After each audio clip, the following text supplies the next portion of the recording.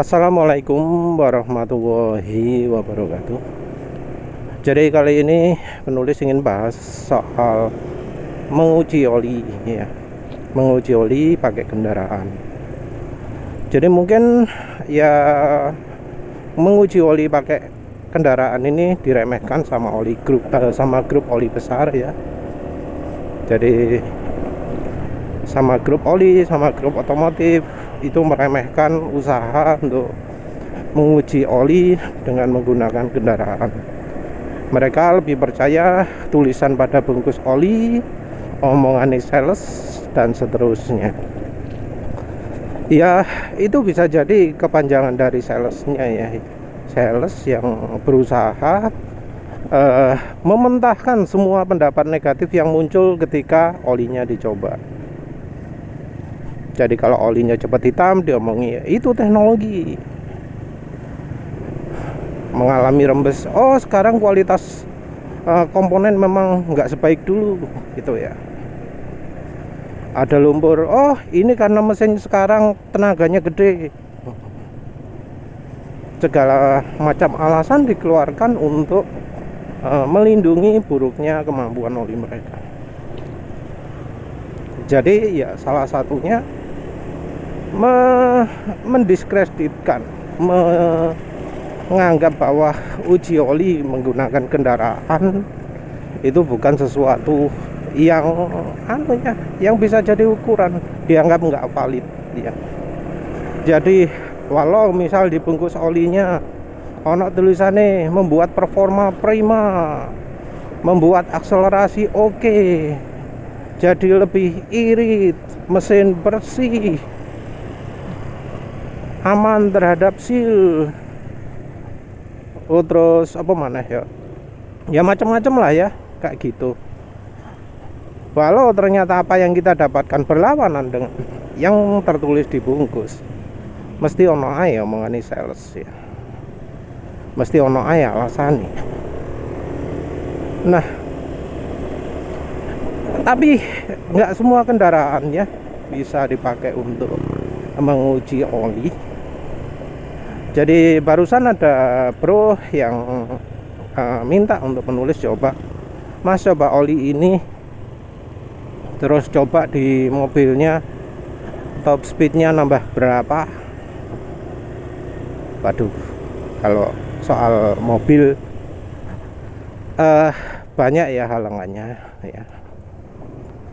Yang pertama adalah lahannya. Selain juga kesempatan.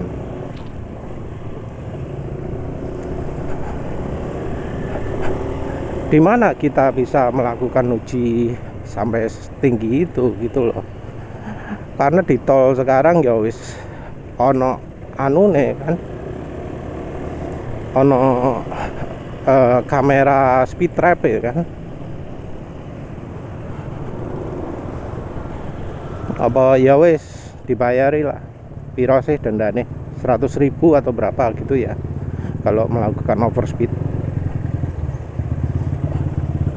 Ya wis anggap wis bayari lah, belani 1.000. Terus masih ada soal kesempatan, kapan waktunya. Kalau yang nggak pernah keluar kota yo harus nyari tol dulu ya. Berarti ya minim butuh biaya 300 ribuan ya untuk tol. Lebih mahal di Mangoline misalnya.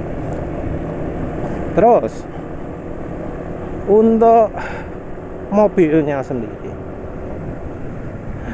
mobil itu kebanyakan ono top speed, ono limiter.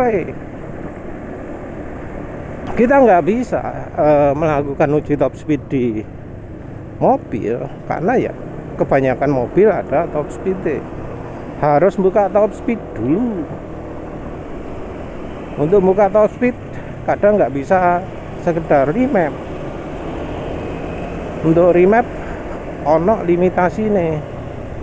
Makin baru makin susah kalau nggak salah. Perlu diketahui bahwa top speed mobil yang sekarang itu seringnya jauh di bawah kemampuan mobilnya. Jadi ada yang top speednya disetel 120 km per jam, ono sing 150, ono sing 160. Padahal limitasi itu mudah sekali ya kejangkau sama mobil sekarang. Kita nggak usah ngomong yang cc besar, mobil 1000 cc, mobil penulis itu bisa kok jalan 160. Penulis nggak pernah menyentuh 160 itu ya karena nggak ono medan, nggak ono kesempatan, ada pengawas di samping juga ya, karena kepikiran bannya cuma ban Eco, ban 155 80 ya. Mobil penulis saja bisa kok 160. Nyampe 140 ya termasuk enteng. Kebanyakan ngomong berat ya karena mereka pakai gigi 5. Coba pakai gigi 4.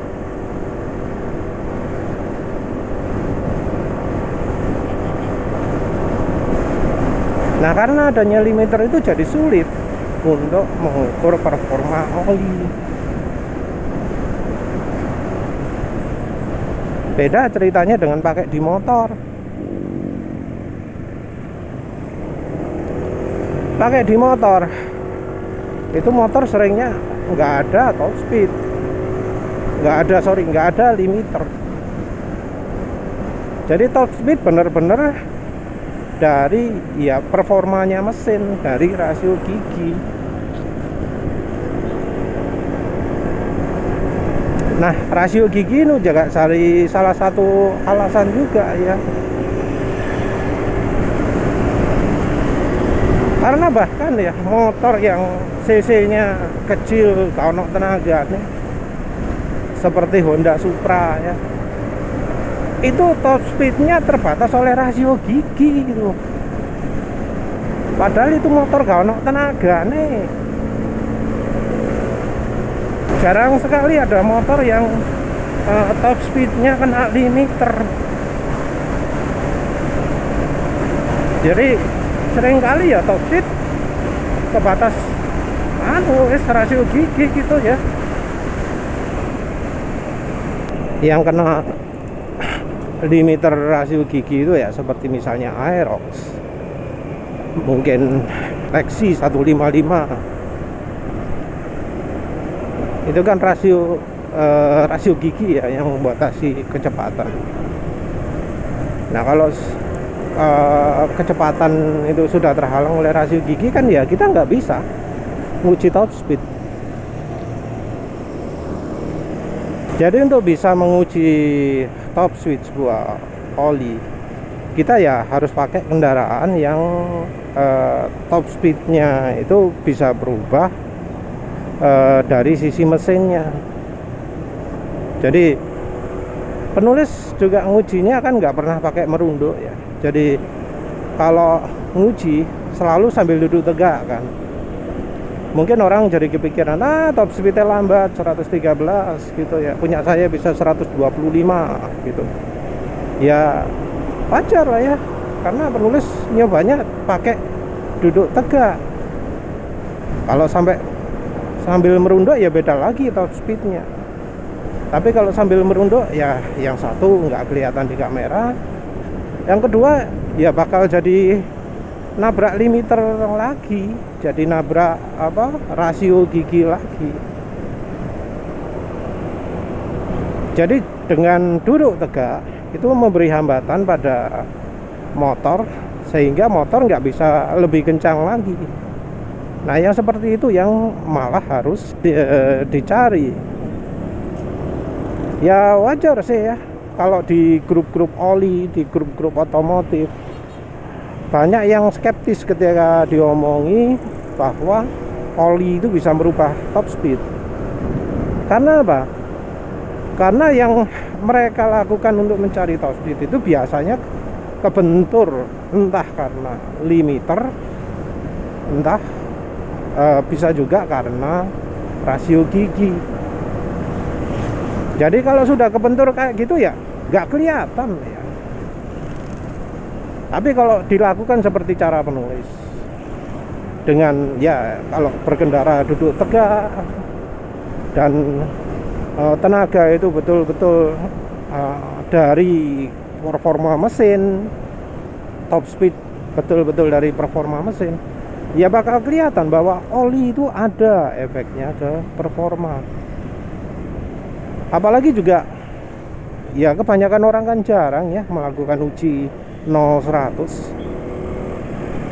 nggak melakukan secara berkala, nggak melakukan sering gitu ya. Kalau penulis kan kebetulan karena ya tempatnya setelah lampu merah itu lowong, jadi sering ada kesempatan melakukan akselerasi 0-100. Jadi tahu betul pula bahwa oli itu memang bisa mempengaruhi akselerasi. Untuk yang lain-lain uji oli termasuk agak susah juga ya, misalnya kalau dilakukan di mobil, seperti misalnya suara halus, kasar halus ya. Jadi kalau di mobil ya memang ya harus diakui, untuk mengetahui kasar halus itu butuh situasi yang betul-betul lengang gitu ya. Kalau rumahnya pinggir jalan nggak mungkin itu bisa dilakukan. Rumahnya dekat pasar nggak mungkin bisa dilakukan. Rumahnya harus yang di daerah yang sepi, banyak kicauan suara burung gitu ya. Nah baru seperti itu bisa tahu, oh kayak gini toh halus, oh kayak gini toh kasar. Baru tahu bedanya antara oli yang bikin mesin halus dan enggak. Selain suara mesin kasar halus, yang juga agak susah itu ya RPM mesin cepet turun ya. Kalau di motor penulis kebetulan gampang gitu ya. Oli yang berat langsung ketahuan, ketika gas dilepas RPM langsung nyet gitu ya. Beberapa kendaraan susah karena misalnya flywheel terlalu gede gitu ya. Jadi mau diapa-apakan pun turun gasnya nggak bisa cepat. Kalau motor penulis ini flywheel kayaknya termasuk kecil sehingga nggak terlalu nggak terlalu lama turun RPM -nya. Penulis pernah sih punya motor kondisi ya yang RPM-nya itu nggak cepet turun, jadi flywheel itu gede, jadi ya susah untuk mengetahui performa, mengetahui daya pengereman oli pada motor ya. Ada beberapa hal juga yang universal berlaku di semua kendaraan ya. Jadi penurunan performa kalau misalnya oli sudah rusak, makin boros ketika oli sudah rusak, oli jadi hitam. Nah, itu juga universal. Walau ya karena sales sukses melakukan brainwashing, sukses mencuci otak para konsumen di grup-grup oli besar atau di grup otomotif besar, maka sekarang ini oli hitam sudah bukan lagi indikasi bahwa oli itu sudah harus diganti. Jadi entah mengapa ya orang-orang sekarang jadi percaya bahwa oli hitam itu belum tentu waktunya diganti. Walau orang itu adalah termasuk orang yang eman-eman pada kendaraan, orang-orang yang termasuk sayang pada kendaraan. Karena kalau orang sayang ke kendaraan kan ya tahulah oli hitam itu sudah nggak layak pakai, sudah waktunya diganti. Tapi gitu masih ngeyel, oh oli hitam masih layak dipakai, padahal olinya itu sengaja beli yang mahal. Kenapa beli yang mahal? Eman-eman motor.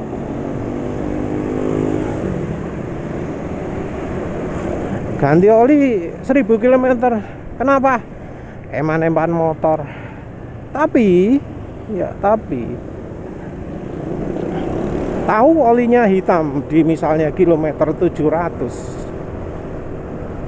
dia cuek. Kenapa kok nggak bilang eman-eman motor lagi? Kan aneh itu. Hal yang sama terjadi di mobil juga. Lebih baik menjaga mesin gitu kan ya. Alasannya ganti oli 2000 km. Kan 2000 km di mobil termasuk pendek.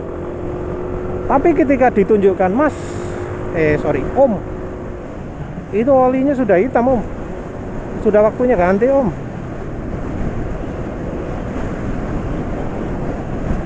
Biasanya dijawab, nggak apa-apa, Om. Oli itu kalau misalnya sudah hitam, itu belum tentu waktunya diganti. Kalau nggak percaya diuji analisa oli lah. Ngomongnya gitu, padahal ya seumur hidup nggak pernah melakukan uji analisa oli. Jadi seumur hidup dia nggak akan tahu. Dan melakukan uji oli pun nggak pernah tahu menulis ada orang yang uji oli itu lengkap ya. Jarang sekali. Uji oli cuma partikelnya dong. Cuma uji apa? Unsur-unsurnya. Yang dilihat, oh zincnya berapa, logamnya berapa, aluminiumnya berapa. Angka oksidasinya nggak tahu dia. Angka TBN-nya nggak tahu dia. Angka TAN-nya nggak tahu dia. Angka kekentalannya nggak tahu dia. Nah gitu terus ngomong, wah berdasarkan analisa oli ini, maka oli ini memang cocok dipakai di sekian kilometer. Tapi itu omongannya dia sendiri, bukan kesimpulan dari lembaga uji olinya. Karena untuk melakukan kesimpulan ya, lembaga uji oli ya butuh informasi lebih banyak. Nggak cuma yang ya harga 150.000 itu. Jadi kalau lengkap ya mungkin bisa 1,5 juta mungkin ya. Ya karena kebanyakan orang nggak mampu bayar segitu. Ya wes pakai yang 150.000 tok, terus dipakai sebagai wah ini olinya sudah bagus ini gitu ya. Hasil uji tidak memadai dipakai untuk membangga-banggakan sebuah merek oli atau ya kesehatan motor dan seterusnya. Ya sudahlah. Yang jelas uji oli pakai kendaraan Pak, ya dalam tanda kutip pakai wheeling ya. Padahal sebenarnya kalau angkanya itu konsisten, itu ya sudah ilmiah dong. Tapi ya lagi-lagi ya orang Indonesia masa ngerti sih yang namanya ilmiah itu bagaimana. Membedakan antara yang ilmiah dengan yang bukan saja nggak ngerti. Orang Indonesia itu ngertinya itu ilmiah itu kalau yang diposting di jurnal-jurnal luar negeri gitu, Springer Link, ResearchGate dan macam-macam. Padahal ya ada beberapa penelitian yang kurang ilmiah di situ. Misalnya yang diteliti cuma satu faktor saja, cuma misalnya dari kekentalan saja, terus kesimpulannya kok ngomong tidak layak pakai olinya ini. Itu kan ngawur, kesimpulan ngawur. Itu ada di ResearchGate. Juga contoh lain, uji aus itu kan sangat tergantung pada temperatur, sangat tergantung pada kecepatan pergerakan komponen, sangat bergantung pada beban juga. Nah itu ujinya hanya dilakukan pada satu pembebanan, satu kecepatan pergerakan komponen. Tapi terus disimpulkan, wah itu juga salah itu. Tapi kan ya orang Indonesia gak ngerti lah soal gituan ya. Bolah wes kenapa kok mundur sekali bangsa kita ini. Opo sing salah ya. Tapi yang jelas uji itu ya bisa dilakukan di manapun, di kapanpun, apapun ya opo lah wes. Enggak selalu seperti yang diomongkan, harus pakai ini gitu ya. Yang penting hasilnya itu sesuai dengan kaidah ilmiah. Kaidah ilmiah itu apa? Repeatable, replicable, konsisten, noted, operalis, ono 5 lah minimum sembung kali wis. Itulah yang harus diikuti. Percuma juga membangga-banggakan, oh oli saya sudah diuji ini nih, tapi ternyata ada uji yang belum dilakukan. Nah itu ya sama saja lah bohong. Ya wis lah, itu aja. Terima kasih udah menonton. Assalamualaikum warahmatullahi wabarakatuh.